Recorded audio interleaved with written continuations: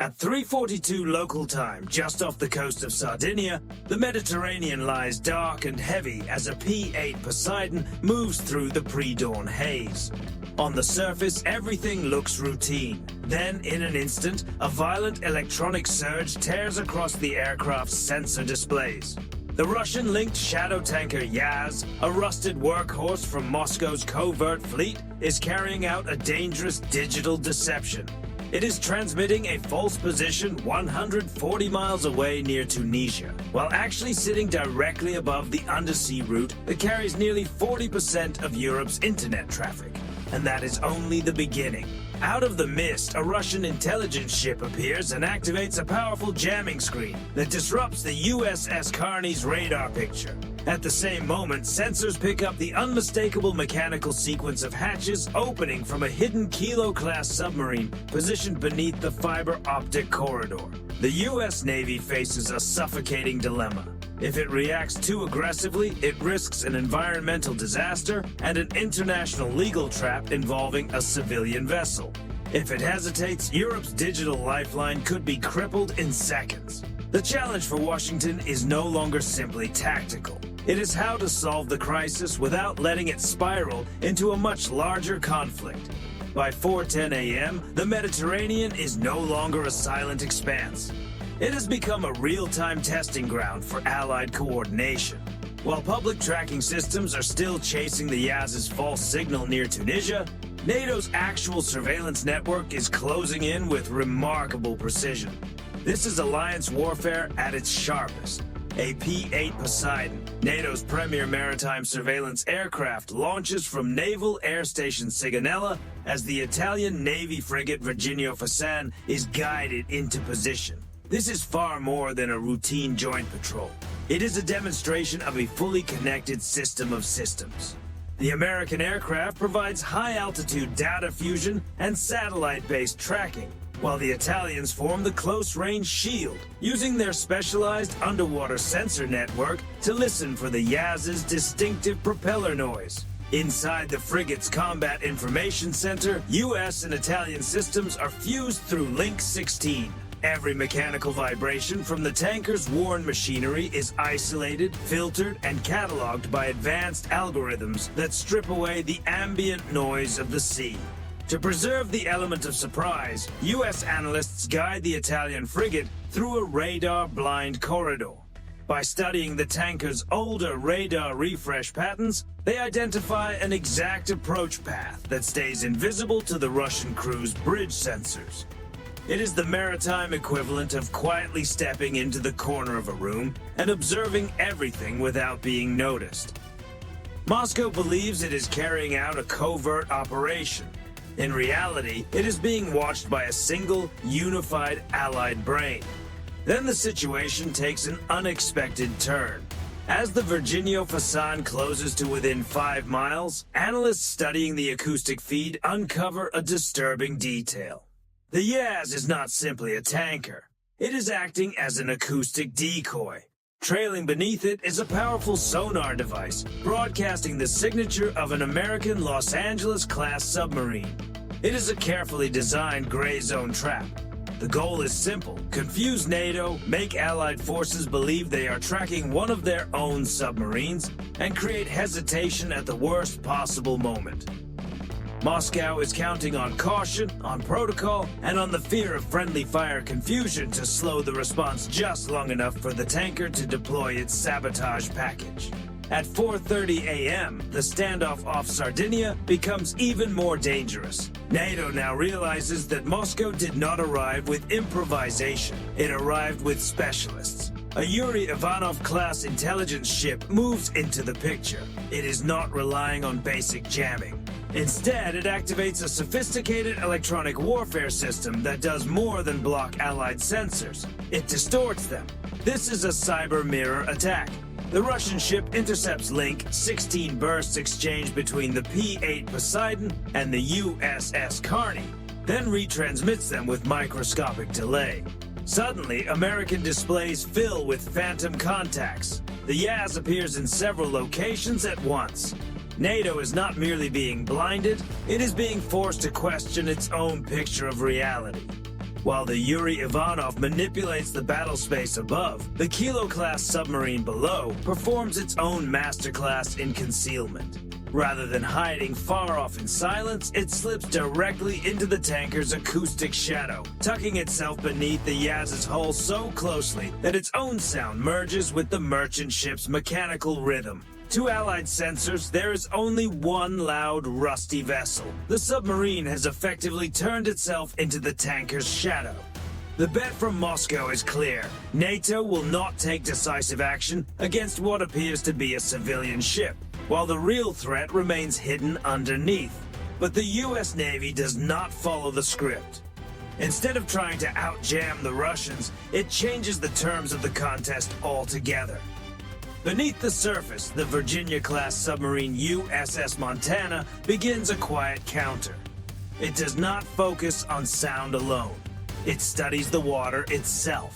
When the Russian submarine synchronizes its machinery with the tanker, it creates an almost invisible shift in local water pressure, a tiny anomaly so small it would normally disappear into the background. But the Montana's acoustic analysis systems flag it as unnatural. The American submarine moves into place directly beneath the Kilo, forming a vertical stack of steel. The tanker above, the Russian submarine in the middle, and the American hunter below. Then comes the response. Instead of launching a weapon, the Montana releases a high-intensity, low-frequency pulse. An active sonar strike powerful enough to hit the Russian hull like a hydraulic shockwave. Inside the Kilo, the effect is immediate and overwhelming. The vibration tears through the interior, rattling bulkheads, shattering glass, and throwing the crew into severe disorientation. In a single moment, the Russian captain understands the full reality of the situation. While he believed he was hiding behind the tanker's shadow, an American submarine had already taken position beneath him. By 5:30, the contest shifts again, this time from electronic warfare in the sky to the crushing silence of the seabed. While Russian commanders above are busy managing a manufactured storm of false signals, the deeper phase of their plan begins. From a concealed compartment beneath the Yuri Ivanov, Moscow deploys one of its most sensitive devices, a deep-sea intercept tool designed to clamp onto the Blue Ramen fiber optic cable and quietly siphon data from one of NATO's most important communication routes.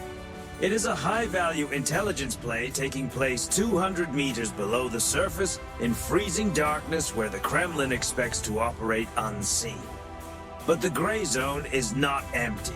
Unknown to the Russians, the US Navy is already conducting a seabed surveillance operation using autonomous underwater drones and multi-static sonar. Washington is feeding a real-time, high-definition 3D map of the device to Italian naval special operators. What follows is a remarkable example of Allied precision. Deployed from a silent mini-sub, Italian frogmen move in not to start a fight, but to carry out a surgical removal. The task is incredibly delicate. One wrong movement, one misjudged contact under 200 meters of pressure, and the cable could be damaged, sending a massive portion of Europe's communications into blackout. The divers are working in an environment where the margin for error is measured in millimeters, while the stakes are measured in continental stability. As they approach the Russian device, they avoid conventional lights that could reveal them to the hull sensors above. Instead, they navigate through darkness and silt using the US Navy's live ultrasonic guidance feed, effectively seeing through the black water with digital precision. Moscow believes it has slipped quietly into the West's nervous system. What it does not realize is that its operation is already being dismantled by Allied forces moving just as silently in the dark. The US Navy's AI doesn't just observe the operation, it stays one step ahead of it. As the divers move in, the system anticipates the device's internal failsafes and quietly feeds precise instructions into their headsets, guiding every move in real time. What was meant to be a cutting-edge covert tool turns into a major setback for Russian underwater tech. Moscow arrived with an advanced extraction plan, but NATO had already mapped the system, understood it, and effectively taken control of the situation.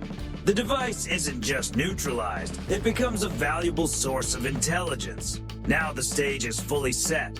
The tension is no longer hidden in signals and shadows. It's physical, close, and only about 100 yards apart. At 6 a.m., the situation reaches a breaking point. The USS Carney executes a maneuver that pushes the limits of standard engagement protocols. The 9,000-ton destroyer cuts sharply across the bow of the Yaz at extremely close range. The resulting wake is powerful enough to throw the tanker into chaos, forcing the crew to fight to maintain control. But the message that follows doesn't rely on traditional weapons. Instead, the Navy turns to physics. The captain activates a long-range acoustic device. A focused beam of intense high-frequency sound hits the tanker's bridge, overwhelming the crew's senses and making it nearly impossible to function. In the middle of that pressure, a clear transmission breaks through on the International Guard Channel. These waters are restricted. Change course immediately or prepare for escort and inspection.